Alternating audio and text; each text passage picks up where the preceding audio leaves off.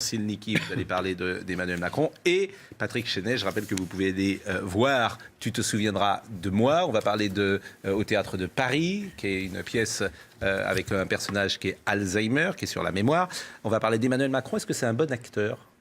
C'est pas mal, oui. Oui, pas mal. Je trouve qu'il devrait... Enfin, je sais pas... Il a fait du théâtre. Ça doit être votre boulot. Mais je pense qu'il descend trop dans l'arène. C'est-à-dire que les mecs le cherchent, quoi. Pour les poser les questions qui dérangent et pour attendre la réponse. Et ça tourne en boucle, là, sur ce genre de plateau ou sur les réseaux sociaux, etc. On s'en fout, on n'a pas besoin de ça, je crois. Je crois qu'il devrait moins mouiller sa chemise, aller dans l'arène du public, Je trouve que la posture élyséenne, c'est pas mal. Et rester à l'Élysée, ou enfin pas trop sortir dans la foule, je crois. Parce que ça devient un jeu absurde, un jeu idiot, ridicule. On va se faire Macron. Et on va attendre la réponse. T'as vu les conneries qu'il a répondu, toi ? Non, ça veut rien dire. Il faut qu'il reste le président de la République, il faut qu'il prenne un peu de hauteur. Ça va être notre... Non, mais ça, pas du tout. Moi, j'adore. Je vous écoute, au contraire. Et ça, vous êtes au cœur, finalement, de ce dont on va parler, parce que ce que vous dites, ça s'entend. Mais est-ce que ça le sert quand même ? Parce que c'est ça la vraie question. Est-ce que d'en prendre plein la figure, entre guillemets, paradoxalement, ça peut aussi le servir, parce que, d'abord, ça montre une forme de courage, le président, et puis qui est à l'écoute. Pour le coup, il n'est pas dans sa tour d'ivoire. Donc, c'est toutes les questions qu'on va... moi, je me rappelle le coup de Hollande à Brest sous la pluie, avec les lunettes trempées, la mèche plaquée, et ça a tourné pendant 5 ans sur tous les... il ne peut pas le commander à la pluie. Je veux dire, c'est très fragile, l'image surtout les présidents. Ils sont visés constamment, ils sont collimateurs tout le temps, donc il faut faire attention. Mais c'est difficile, parce que nous, on est le nez dessus de savoir, avec le recul, si cette séquence-là va le servir. Alors, Emmanuel Macron, d'abord, comment a-t-il vécu cette semaine ? Tout le monde a des chemins de croix, ou parcours du combattant, ou itinérance mémorielle, et ça. Lui, comment il l'a vécu ? Écoutez ce qu'il a dit. Mais je suis très heureux de cette itinérance. Très heureux parce que je suis dans le pays, c'est inédit, ça s'est jamais fait comme ça. Et donc je vais de sous-préfecture en sous-préfecture, je suis avec nos concitoyens. D'abord je capte plein de choses, plein de messages, plein d'enseignements dont je ferai mon miel. Je vois ce qui fonctionne, je vois ce qui n'est pas compris, je vois ce qui ne va pas assez vite dans ce qui est décidé. Florian Silniki. Emmanuel Macron, il est prisonnier de sa com. Sa com, elle est en train de le tuer. Il a tiré aucune leçon des erreurs de ses prédécesseurs. Il a cessé de nous expliquer qu'il était bien meilleur que Nicolas Sarkozy et François Hollande, qu'il avait compris comment un président devait communiquer, qu'il devait être jupitérien. Résultat, les premiers mois, ils ont été parfaitement maîtrisés. Dès que la situation s'est complexifiée, il a totalement déraillé. On a quand même un président de la République qui est tellement prisonnier de sa com, il veut tellement tous les jours faire un coup de com qu'il est devenu totalement illisible. Non mais restons sur cette semaine-là. Sur cette semaine, très claire, déjà, itinérance mémorielle. C'est quand même un génie de la connerie de la communication qui a inventé un truc comme ça. Enfin, je veux dire, en communication, ce qui est complexe est inutilisable. Il y a quand même un mec qui nous a sorti l'itinérance mémorielle. Mais qui a envie d'acheter ça ? Qui a envie de s'intéresser à ça ? Comment est-ce qu'on a pu penser que ça servait le président de la République ? Toujours cette semaine, pendant qu'on avait un Premier ministre qui était à l'international dans une séquence qui était digne d'un chef d'État, on avait de l'autre côté un président de la République qui était en train de se faire sur le terrain engueuler par les Français parce qu'il avait augmenté les taxes sur... mais peut-être justement que c'est ça qui va le servir. Peut-être que c'est ce contact. Peut-être d'ailleurs, c'est ça l'erreur. Mais peut-être que c'est ce contact. Oui, mais qu'est-ce qui vous fait dire ? Il n'est pas perçu comme courageux, il est perçu comme arrogant parce que la communication, vous êtes perçu avec votre background, tout ce que vous avez derrière vous. Qu'est-ce qui vous fait dire que cette séquence-là va le desservir, que précisément le rapport qu'il aura eu avec les Français, le fait de les écouter, le fait de se faire engueuler, qu'est-ce qui vous fait dire, sinon j'ai envie de dire, c'est votre avis, mais en termes de preuves. Déjà, très clairement, il se fait engueuler par les Français. Il est jamais dans une posture d'écoute, il est toujours en train d'être un moralisateur. Quand il parle à cette retraitée qui ose à peine lui dire combien elle gagne, il n'est pas en train de lui dire qu'il comprend la situation difficile, ce qu'il aurait pourtant pu faire facilement dans laquelle elle l'est. Il lui explique que c'est parce qu'elle n'a pas cotisé.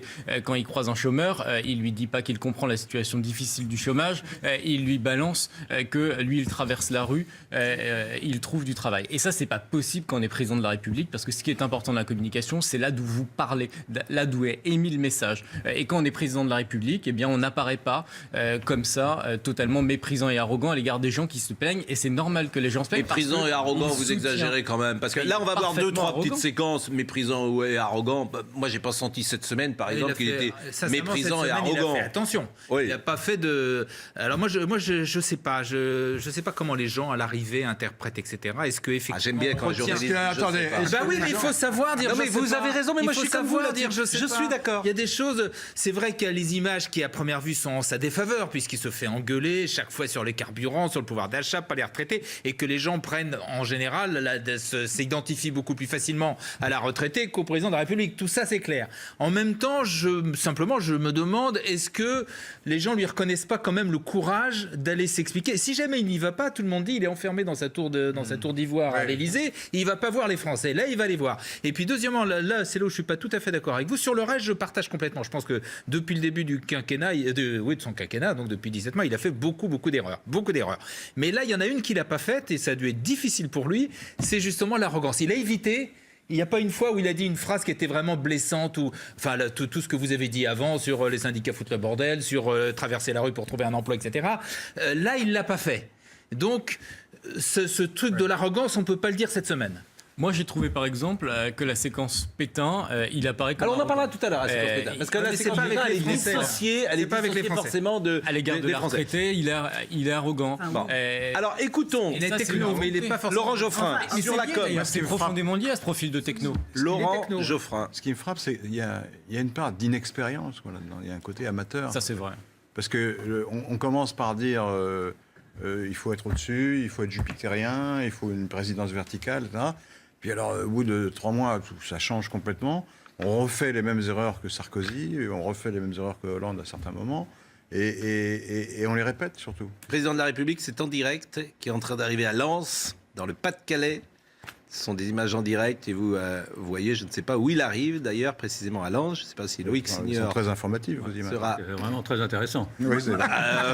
Moi, je voudrais... Excusez-moi de vous couper, parce que le président de la République est en train d'arriver. C'est plus intéressant que ce qu'on aura voiture.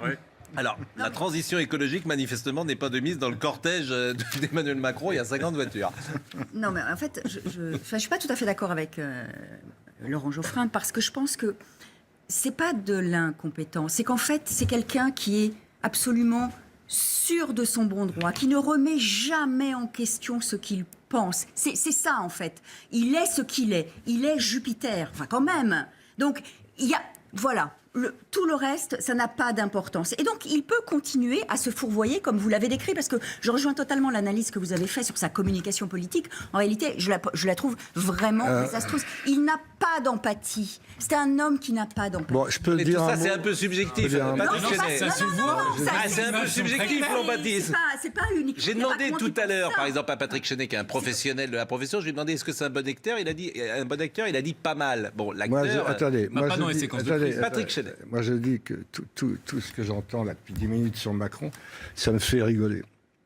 Parce que ce sont des commentaires de Macron qui commande quelque chose. Donc on n'en sort plus, c'est le serpent qui se mord la queue, etc. Non, on parle de ça. Moi, et si vous voulez, hier, moi, j'ai déjeuné avec un type qui avait été conseiller de Mitterrand, qui me racontait par le détail comment ça se passait. Le conseil de ministres, comment ça se passait, les cabinets interministériels, où ils entendaient sur les plateaux comme ça, ou à la radio, à la télé, le contraire de ce qui s'était dit, tout ce qu'ils voulaient faire. Et il me racontait même qu'un jour, il faisait très froid, il sortait de l'Élysée, il avait mis son manteau et il allait vite, il marchait vite parce qu'il avait froid, et tout de suite, sur LCI ou sur CNews, il y avait tension à l'Élysée, le conseiller, dont je ne dirai pas le nom, sort précipitamment, etc. Tout est interprété à l'aune d'un commentaire qui va intéresser un public, même s'il est faux. Il faut intéresser, il faut alimenter. On essaie de pas faire ça. Attendez, je vais vous lire un truc. Je vais vous lire un truc qui est dans ma pièce. Oui. J'aimerais vous dire de faire attention à vous. Chaque jour, vous êtes exposé à une quantité monstrueuse d'informations. Vous êtes engloutis. Cette masse d'informations nouvelles, images, sons, mots vous plonge dans la confusion la plus totale. Chaque nouvelle idée chasse la précédente avant qu'elle ait eu le temps de s'imprimer. Rien ne laisse aucune trace. Les pires horreurs, comme les idées les plus magistrales, ne font que passer, immédiatement détrônés par une autre information encore plus importante que vous oublierez aussi vite, et ainsi de suite. Vous êtes prisonnier de l'instant présent, comme le personnage qu'Alzheimer. C'est la maladie qui vous tue, qui vous empêche de vivre. Vous oubliez tout au fur et à mesure. Vous êtes extirpé du réel, incapable d'agir, trop bien informé sur tout ce qui va mal, accablé par ce qu'il conviendrait de faire, incapable de choisir. C'est la fin, les derniers soubresauts de notre civilisation. Nous sommes en train d'assister à la dématérialisation du monde. Tout devient abstrait, conceptuel, relatif, sans valeur. Vous êtes prisonnier de l'éternel instant présent, comme moi. Mais non, mais c'est super. Ça, c'est ce que vous dites le soir. Oui. Et vous le savez pas par cœur, manifestement. Non, parce que... Non, parce que là, il n'est pas en train de jouer. Il est pas... Quand on joue, je peux répondre. C'était salaud. Vous avez encore une journée pour la... Non, mais Attendez, je peux répondre. Mais on va à la défense. non, mais Moi, j'ai adoré ce passage dans la pièce. Dites, Ce répondez. passage est filmé. Ah oui, d'accord. Oui. C'est simplement, c'est filmé, c'est je suis projeté. d'accord. Donc je ne le sais pas. Oui, bien Mais sûr. c'est le monde dans Mais la lequel pièce est nous excellente. sommes. Hein. Bon, on veut- La pièce voilà. est excellente. Oui, mais vous mais, avez raison. Mais, Et une fois qu'on alors, a entendu ça, il faut arrêter l'émission tout de Mais suite. voilà, qu'est-ce que vous voulez c'est dire notre- La c'est vie le est monde comme dans ça, bien sûr. Mais c'est à chacun. vivre. C'est à chacun de faire. Comment dire, sa ligne de partage, en de temps en temps n'écoutant pas la télé, en n'écoutant pas toujours la Non, radio. mais c'est comme en une lisant. télé-réalité, voir Macron se déplacer à Lens. bah oui, bah c'est oui. une télé-réalité, Oui. chacun y va de son commentaire. oui. Et Macron lui-même, il va de son commentaire. Et tous les commentaires. Je suis d'accord. Tous les commentateurs C'est une de télé-réalité. société, de Ce journaux. qu'on a vécu cette selon semaine, leur c'est le idéologie, loft. selon leur bord politique, selon mais leur c'est une- couleur, moi, je pense vont que c'est- donner leur avis. La pour, réponse- contre, moyen, Patrick etc. Chenet, cette semaine, c'était le loft.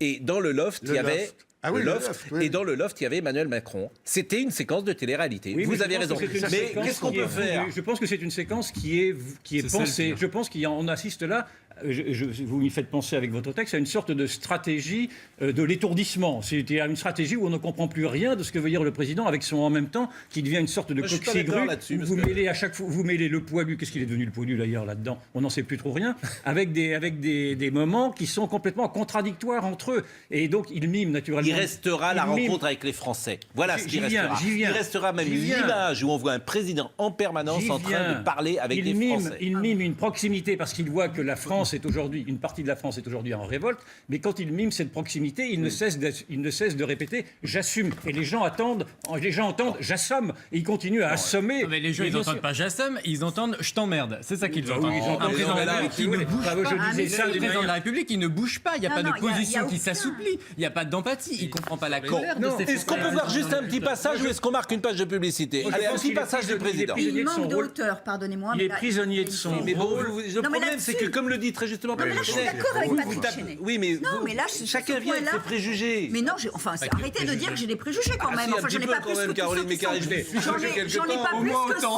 Rien. ceux qui sont autour de Depuis- cette depuis un table. an. Mais oui, enfin. bien sûr, pas plus, mais pas moi non plus. J'ai fait il y a un an, jour pour Mais jour, vous un le livre qui détestez, s'appelle- Macron. J'ai fait un an, jour pour jour, un livre qui s'appelle La Grande Mascarade, parlant de Macron. Mais déjà il y a un an, c'est dire, il était, Et depuis il un était an, là depuis 2 non, mais mois, donc depuis c'est un vous an, dire. depuis un an, c'est-à-dire que- tout, Et il maîtrisait remarquablement ça. et depuis un an, tout vient concorder de ce que j'avais pu voir à l'époque de cette grande mascarade. Nous vivons du théâtre avec de mon Yvan point de vue, un mauvais Rioufol. avec, Madame de mon point de Soleil, vue, oui. un mauvais acteur qui ne connaît pas son texte, qui n'a pas de texte, qui improvise au fur et à Yvan mesure. Rioufol, on va marquer la page de publicité, mais d'une certaine manière, ce livre vous discrédite puisqu'il a été écrit un mois après son élection. Mais qu'est-ce que vous racontez? Il a été écrit en septembre. Bah, et 2 mois, quoi, je dis. bah, alors, il est vrai, sûrement très il est bien, vrai de mais A En à tout cas, il Z. connaît son texte Il est- parce qu'il ne l'a pas sous les yeux. Il est vrai de A à Z. Rioufol, c'est Vous ne l'avez Nostradamus. pas lu. C'est Vous Nostradamus. ne l'avez pas lu. Comment pouvez-vous juger des livres que vous ne lisez Vous pas? avez Rioufol. parfaitement raison et je vous prie de m'excuser. Vous êtes Nostradamus ou Madame Soleil, choisissez. Non, mais c'était pas très compliqué de voir les failles chez cet homme-là. Il suffisait de regarder. Vous avez vu. Mais non, ou Cassandre aussi. La pub.